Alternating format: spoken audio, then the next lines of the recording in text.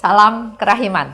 Hari ini 13 Maret kita akan baca dari dua nomor, 1178 dan 1190.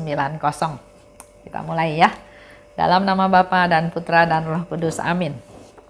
1178.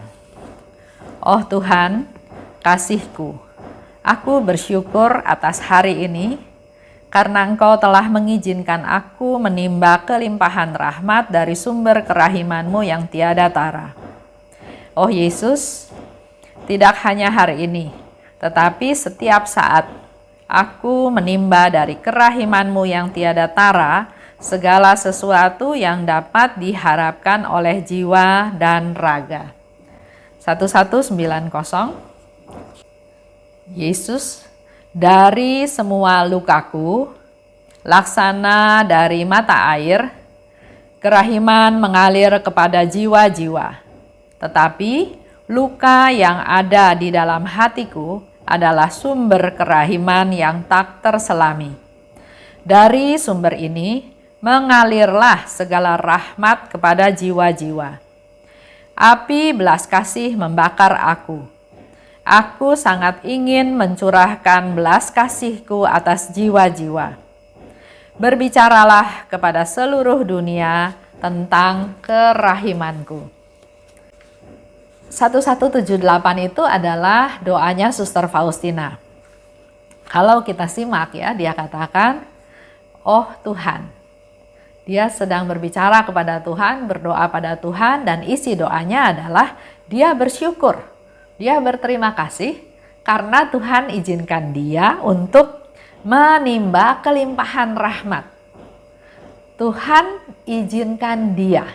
Begitu pula kita juga bisa berdoa, bisa bersyukur pada Tuhan atas segala kelimpahan rahmat yang sudah Tuhan berikan kepada kita. Kalau di sini Suster Faustina bersyukur karena dia diizinkan untuk menimba kelimpahan rahmat dari sumber kerahiman. Tidak hanya hari ini ditegaskan oleh Suster Faustina ya, tapi setiap saat dapat menimba dari kerahiman-Mu. Kita tahu Tuhan itu Maha Rahim, Tuhan itu Maha Kasih, bukan pemberian rahmatnya itu harian, tapi setiap saat, setiap kita datang pada Tuhan, kita berserah, kita mohon, Tuhan pasti melimpahkan rahmatnya. Dapat menimba dari kerahiman-Mu segala sesuatu yang dapat diharapkan oleh jiwa dan raga. Segala sesuatu. Jadi kita juga bisa minta segala sesuatu kepada Tuhan. Dan Tuhan pasti akan memberikan yang terbaik yang kita butuhkan. Di 1190, Yesus katakan, dari semua lukaku, laksana dari mata air, kerahiman mengalir kepada jiwa-jiwa. Dari luka-lukanya Yesus, luka fisik ya, yang kita lihat ada stigmata. Dari tangannya, dari kakinya, dari hatinya, dari kepalanya. Luka-luka Yesus yang kelihatan dikatakan, dari semua lukaku, laksana dari mata air, kerahiman mengalir kepada jiwa-jiwa. Karena Yesus menderita untuk membela kita, untuk keselamatan kita, untuk hidup kekal kita. Tapi dikatakan oleh Yesus, luka yang ada di dalam hatiku. Kita nggak bisa lihat ya. Kita nggak bisa lihat hatinya Yesus di dalam tubuhnya dia. Tapi di sini Yesus memberikan satu konfirmasi. Hatinya juga luka. Dan luka yang ada di dalam hatiku adalah sumber kerahiman yang tidak terselami. Untuk kita bisa tahu, menggali rahmat Tuhan tentang sumber kerahiman yang tidak terselami itu, maka kita harus masuk ke dalam hatinya Yesus. Dan di sana Yesus katakan luka di hatiku. Yang kita bisa masuk, kita bisa mendalami, menyelami, yaitu pada saat jam kerahiman. Pada saat kita mengenang sengsara Yesus yang pedih. Dari sumber ini, mengalirlah segala rahmat kepada jiwa-jiwa. Dari hatinya yang terluka, mengalirlah segala rahmat kepada jiwa-jiwa. Api belas kasih membakar aku. Kembali lagi Yesus mau kasih tahu bahwa cintanya, kasihnya kepada manusia itu menggelora, menggebu-gebu, membakar dia untuk terus menerus disalurkan, diberikan, disebarkan kepada kita semua manusia. Aku sangat ingin. Jadi api yang berkobar-kobar, kasih yang berkobar-kobar itu dia begitu menggelora, begitu gegap gempita ya, begitu antusiasnya karena dia sangat ingin mencurahkan belas kasihku kepada jiwa-jiwa. Dia ingin memberikan belas kasihnya itu kepada jiwa-jiwa dan khususnya pada pendosa-pendosa, pada pendosa yang malang. Pada kita semua manusia berdosa, bukan orang-orang suci. Itu yang Yesus katakan sebagai di mana api belas kasihnya itu membakar dia untuk dia bagikan kepada jiwa-jiwa. Hatiku itu melambangkan keseluruhan kepribadiannya Tuhan, jati dirinya Tuhan yang adalah sang kasih dan sang kerahiman. Berbicaralah kepada seluruh dunia tentang kerahimanku. Itu yang bolak-balik diminta oleh Yesus. Berbicaralah kepada seluruh dunia tentang kerahimanku. Jadi kita harus punya niat, punya tekad untuk mewartakan kerahiman. Nggak usah mulai dengan skop yang luas. Mulai dari diri sendiri, dari lingkup keluarga inti, dari orang sekitar supaya itu seperti efek domino nanti akan makin lama makin menyebar. Orang yang merasakan belas kasih Tuhan pasti dia suatu hari juga tergerak untuk bisa membagikan belas kasih tersebut. Dan orang tersebut juga nanti akan membagikan lagi kepada orang lain sehingga terjadi yang saya katakan tadi efek domino. Perbuatan baik kita dialami oleh orang lain dan orang yang mengalami perbuatan baik tersebut juga akan terus melakukan kebaikan-kebaikan. Nah, kalau kita kembali ke cerita yang Yesus katakan ya, bahwa dari semua lukaku laksana dari mata air kerahiman mengalir kepada jiwa-jiwa.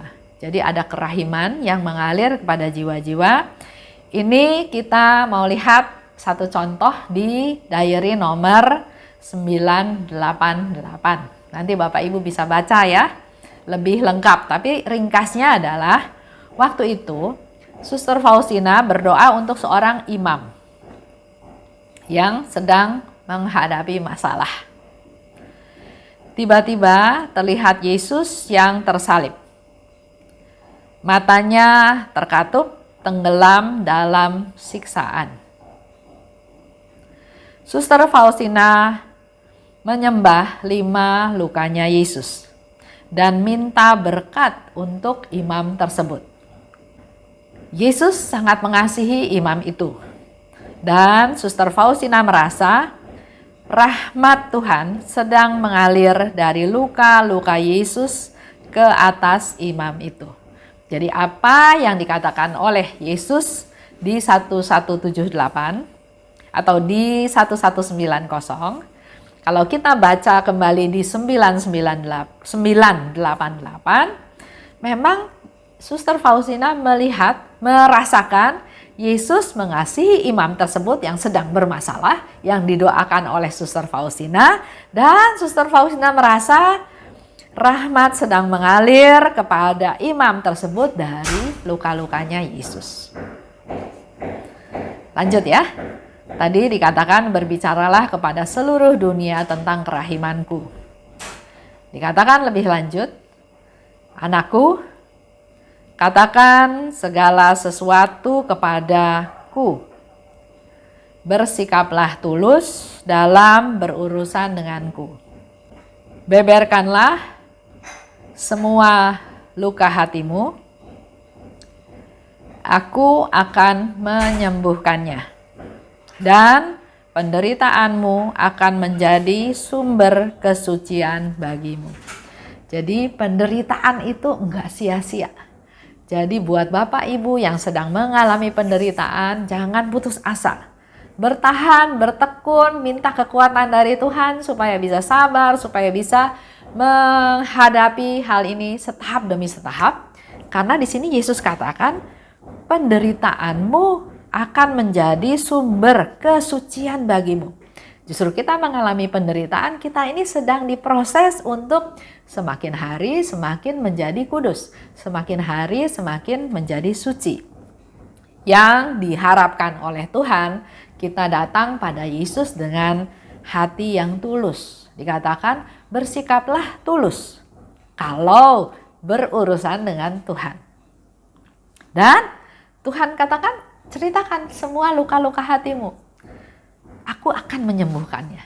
Nggak ada yang dikatakan oleh Yesus, kalau yang ini saya nggak mau sembuhkan. Nggak, dia katakan, serahkan, beberkan, ceritakan semua luka-luka hatimu dan aku akan menyembuhkannya, dengan dasar kalau kita datang pada Tuhan dengan hati yang tulus. Mari dalam masa Prapaskah ini saya juga mau ajak Bapak Ibu mulai kembali merefleksi, melihat apa-apa yang masih belum beres. Serahkan pada Tuhan. Tuhan berjanji akan menyembuhkan segala luka-luka di hati kita. Hati kita menjadi bersih, dan ini semua proses kita menjadi semakin hari semakin kudus di hadapan Tuhan. Itu aja, kita tutup dengan doa dalam nama Bapa dan Putra dan Roh Kudus. Amin. Salam kerahiman.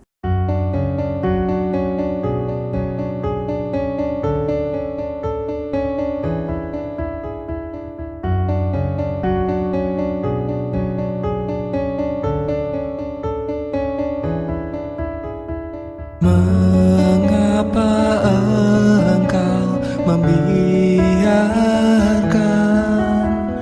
banyak dosa dan kejahatan? Mengapa engkau tidak menghukumnya? Ternyata engkau masih memberi kesempatan. Dia memperpanjang masa kerahiman. Celakalah mereka yang tak menyadari. Tulis dan wartakan kerahimannya. Mohon rahmat bagi mereka yang berdosa. Ya Yesus, terima kasih atas semua kesempatan yang Engkau beri. Ya Yesus, ampunilah atas semua dosa yang terjadi.